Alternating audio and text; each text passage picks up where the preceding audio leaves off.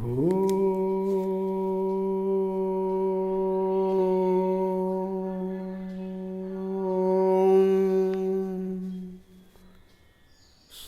ಗುರು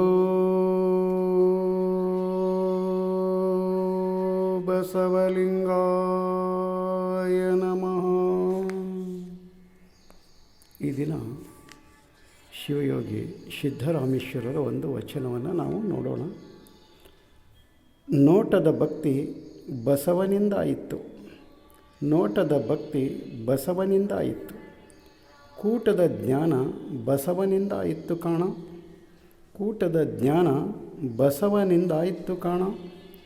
ಎಲ್ಲಿಯ ಶಿವಜ್ಞಾನ ಎಲ್ಲಿಯ ಮಾಟಕೂಟ, ಎಲ್ಲಿಯ ಶಿವಜ್ಞಾನ ಎಲ್ಲಿಯ ಮಾಟಕೂಟ. ಬಸವನಲ್ಲದೆ ಬಸವನಲ್ಲದೆ ಮಹಾಜ್ಞಾನ ಮಹಾಪ್ರಕಾಶ ಬಸವಣ್ಣನ ಧರ್ಮವಯ ಕಪಿಲಸಿದ್ಧ ಮಲ್ಲಿನಾಥಯ್ಯ. ಮಹಾಜ್ಞಾನ ಮಹಾಪ್ರಕಾಶ ಬಸವಣ್ಣನ ಧರ್ಮವಯ್ಯ ಕಪಿಲಸಿದ್ಧ ಮಲ್ಲಿನಾಥಯ್ಯ. ಇಲ್ಲಿ ಶಿವಯೋಗಿ ಸಿದ್ದರಾಮೇಶ್ವರರು ಮತ್ತೆ ಇಲ್ಲಿ ಹೇಳ್ತಾರೆ, ಇದು ಲಿಂಗಾಯತ ಧರ್ಮ, ಶರಣ ಧರ್ಮ, ಇದು ಬಸವಣ್ಣನವರು ಕೊಡಮಾಡಿದ್ದಂಥದ್ದು, ಇದು ಬಸವ ಧರ್ಮ ಅಂತ ಹೇಳಿ. ಅದಕ್ಕೆ ಆ 12ನೇ ಶತಮಾನದಲ್ಲಿ ಹೆಚ್ಚಿಗೆ ಒಂದು ಈ ಲಿಂಗಾಯತ ಧರ್ಮವನ್ನು ಬಸವ ಧರ್ಮ ಅಂತ ಹೇಳಿ ಪ್ರತಿಪಾದನೆ ಮಾಡಿದವರು ಯಾರಂದರೆ ಶಿವಯೋಗಿ ಸಿದ್ದರಾಮೇಶ್ವರರು. ಯಾಕಂತ ಕೇಳಿದರೆ ಅವಾಗ ಸಿದ್ದರಾಮೇಶ್ವರರು ಹೇಳಿದ ಹಾಗೆ ಬಸವ ಧರ್ಮ ಅಂತ ಹೇಳಿ ಅವಾಗೇನಾದರೂ ಅದು ನಾಮಕರಣ ಆಗಿ ಬಸವ ಧರ್ಮವಾಗಿ ಬಂದಿತ್ತು ಅಂದರೆ ಇವತ್ತಿನ ವೀರಶೈವ ಆ ಶೈವ ಈ ಶೈವ ಅಂತ ಹೇಳಿ ಬಡದಾಡುವಂಥ ಒಂದು ಅವಶ್ಯಕತೆ ನಮಗೆ ಬೀಳ್ತಾ ಇರಲಿಲ್ಲ. ಆದರೆ ಗುರು ಬಸವಣ್ಣನವರು ನನ್ನೊಬ್ಬನ ಹೆಸರು ಇದಕ್ಕೆ ಬೇಡ ಅಂತ ಹೇಳಿ ಅವರು ಸೃಷ್ಟಿಕರ್ತ ಪರಮಾತ್ಮನ ಕುರುಹಾದಂಥ ಇಷ್ಟಲಿಂಗವನ್ನು ಯಾರು ಧರಿಸಿರ್ತಾರೋ ಅವರು ಲಿಂಗಾಯತರು, ಲಿಂಗಾಯತ ಧರ್ಮೀಯರು ಅಂತ ಹೇಳಿ ಅವರು ಲಿಂಗಾಯತ ಧರ್ಮ ಅಂತ ಹೇಳಿ ಅಲ್ಲಿ ಅದಕ್ಕೆ ಒಂದು ನಾಮಕರಣವನ್ನು ಮಾಡ್ತಾ ಇದ್ದಾರೆ. ಆದರೆ ಇಲ್ಲಿ ಮತ್ತೆ ಸಿದ್ದರಾಮೇಶ್ವರರು ಈ ವಚನದಲ್ಲಿ ಏನು ಹೇಳ್ತಾರೆ ಅಂದರೆ, ನೋಟದ ಭಕ್ತಿ ಬಸವಣ್ಣನಿಂದ ಆಗಿತ್ತು. ಅದು ನೋಟದ ಭಕ್ತಿ ಅಂದರೆ ನಾವೇನು ಆ ಸೃಷ್ಟಿಕರ್ತ ಪರಮಾತ್ಮನ ಕುರುಹಾದಂಥ ಇಷ್ಟಲಿಂಗವನ್ನು ಕಟ್ಟಿಕೊಂಡು ಅದನ್ನು ನಾವು ಒಂದು ದೃಷ್ಟಿಯೋಗವನ್ನು ಮಾಡ್ತೇವಲ್ಲ, ಆ ಲಿಂಗವನ್ನು ನೋಡಿ ಅಲ್ಲಿ ಪೂಜೆ ಮಾಡೋದು, ಪ್ರಾರ್ಥನೆ ಮಾಡೋದು, ಧ್ಯಾನ ಮಾಡೋದು, ಅದನ್ನೆಲ್ಲ ನಾವು ಏನು ಮಾಡ್ತಾ ಇದ್ದೇವಲ್ಲ, ನೋಡುವಂತಹ ಭಕ್ತಿ ಯಾರಿಂದ ಆಯಿತು ಅಂತ ಕೇಳಿದಾಗ ಅದು ಗುರು ಬಸವಣ್ಣನಿಂದವರಾಯಿತು. ಅಂದರೆ ಇದರ ಅರ್ಥ ಏನು ಅಂತಪ್ಪ ಕೇಳಿದರೆ ಅಲ್ಲಿ ಇಷ್ಟಲಿಂಗ ಜನಕ ಯಾರು ಅಂದರೆ ಗುರು ಬಸವಣ್ಣನವರು, ಅವರಿಂದ ಈ ನೋಟದ ಭಕ್ತಿ ಆಯಿತು ಅಂತ ಹೇಳ್ತಾರೆ. ಹಾಗೆ ಮುಂದೆ ಕೂಟದ ಜ್ಞಾನ ಬಸವಣ್ಣನಿಂದ ಆಗಿತ್ತು. ಹಾಗೆ ಅಲ್ಲಿ ಆ ಕೂಟ ಅಂದರೆ ಒಂದು ಅನುಭವ ಮಂಟಪದಲ್ಲಿ ಎಲ್ಲ ಶರಣರು ಕೂಡಿಕೊಂಡು ಅಲ್ಲೇನೋ ಒಂದು ವಿಷಯದ ಬಗ್ಗೆ ಅಲ್ಲೇನೋ ಒಂದು ಚರ್ಚೆ ಮಾಡ್ತಾ ಇದ್ರಲ್ಲ, ಅವರು ತಮ್ಮ ತಮ್ಮ ಅನುಭವಗಳನ್ನು ಮಂಡಿಸ್ತಾ ಇದ್ದರು, ತಮ್ಮ ತಮ್ಮ ಅನುಭವದಿಂದ ಬಂದಂಥ ನುಡಿಗಳನ್ನು ಅಲ್ಲಿ ತಿಳಿಸ್ತಾ ಇದ್ದರು. ಅವರೆಲ್ಲರೂ ಕೂಡಿಕೊಂಡು ಅಲ್ಲಿ ಏನು ಹೇಳಿದರು, ಜ್ಞಾನವನ್ನು ಅಲ್ಲಿ ಸಂಪಾದನೆ ಮಾಡಿಕೊಂಡ್ರು. ಒಬ್ಬರಿಗೊಬ್ಬರು ಚಿಂತನ ಮಂಥನವನ್ನು ಮಾಡಿ ಅಲ್ಲಿ ಒಂದು ಜ್ಞಾನವನ್ನು ಎಲ್ಲರೂ ಪಡ್ಕೊಂಡ್ರು.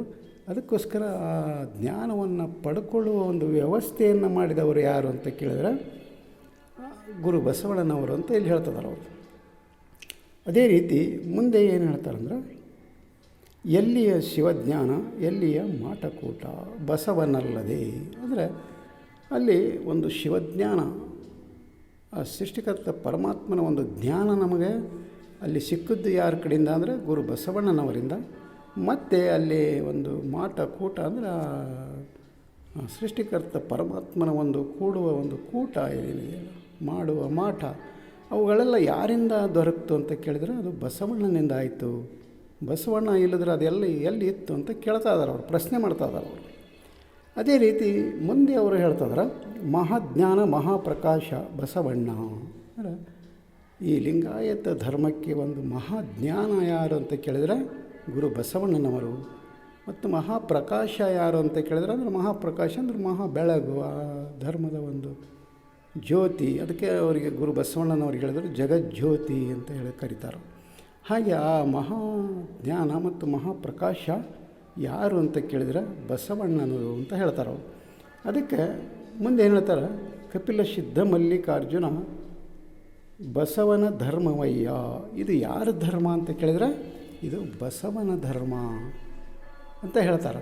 ಅದಕ್ಕೋಸ್ಕರ ಈಗೂ ಈ ದಿನಮಾನದಲ್ಲಿಯೂ ಸಹಿತ ಇಂಥ ಸಿದ್ಧಯೋಗಿ ಸಿದ್ದರಾಮೇಶ್ವರ ಅಂಥವರು, ಅಲ್ಲಮಪ್ರಭು ದೇವರಂಥವರು, ಅಲ್ಲಿ ಅಕ್ಕಮಹಾದೇವಿ ತಾಯಿ ಅಂಥವರು, ಇವರೆಲ್ಲ ಹೇಳಿದ್ರೂ ಇನ್ನೂ ಸಹಿತ ಬಸವಣ್ಣನವರ ಬಗ್ಗೆ ಒಂದು ಕುಹಕತನದ ಮಾತನಾಡುವವರು ಸ್ವಲ್ಪ ಎಚ್ಚರ ಆಗಿರಬೇಕು. ಯಾಕಂತ ಕೇಳಿದರೆ ಈ ವಚನಗಳನ್ನು ಓದಬೇಕು, ಅವರು ತಿಳ್ಕೋಬೇಕು. ಇದು ಯಾರ ಧರ್ಮ, ಯಾರಿಂದ ಆಯಿತು, ಯಾರು ಕೊಟ್ಟರು ಅನ್ನೋದನ್ನು ಸ್ವಲ್ಪ ತಿಳ್ಕೋಬೇಕು. ಕೇವಲ ಒಂದು ಕೂಪ ಮಂಡೂಕತನದ ಬುದ್ಧಿಯಿಂದ ಆ ಥರ ಮಾತನಾಡಬಾರ್ದು.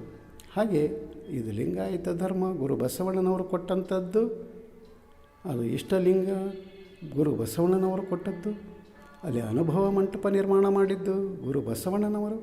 ಅದಕ್ಕೆ ಅಕ್ಕಮಹಾದೇವಿ ತಾಯಿಯವರು ಹೇಳ್ತಾರೆ, ಎಲ್ಲ ಲೋಕದವರಿಗೂ ಬಸವಣ್ಣನೇ ದೇವರು ಅಂತ ಹೇಳ್ತಾರೆ. ನಾಗಲೋಕದವರಿಗೂ, ಪಾತಾಳ ಲೋಕದವರಿಗೂ, ಮರ್ತ್ಯ ಲೋಕದವರಿಗೂ, ನನಗೂ ನಿನಗೂ ಬಸವಣ್ಣನೇ ದೇವರು ಅಂಥೇಳಿ ಅಕ್ಕಮಹಾದೇವಿ ತಾಯಿ ಒಂದು ಕಡೆ ಹೇಳ್ತಾರೆ.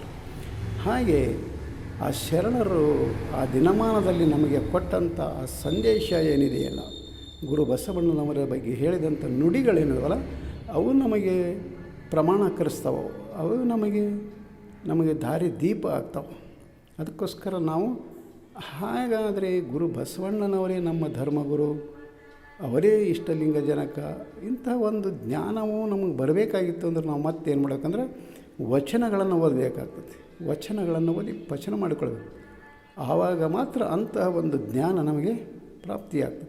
ಅದಕ್ಕೋಸ್ಕರ ವಚನಗಳನ್ನು ಓದೋಣ, ಪಚನ ಮಾಡಿಕೊಳ್ಳೋಣ ಅಂತ ಹೇಳುತ್ತಾ ಈ ವಚನಕ್ಕೆ ವಿರಾಮ ಕೊಡ್ತಾ ಇದ್ದೇನೆ. ಶರಣು ಶರಣಾರ್ಥಿ.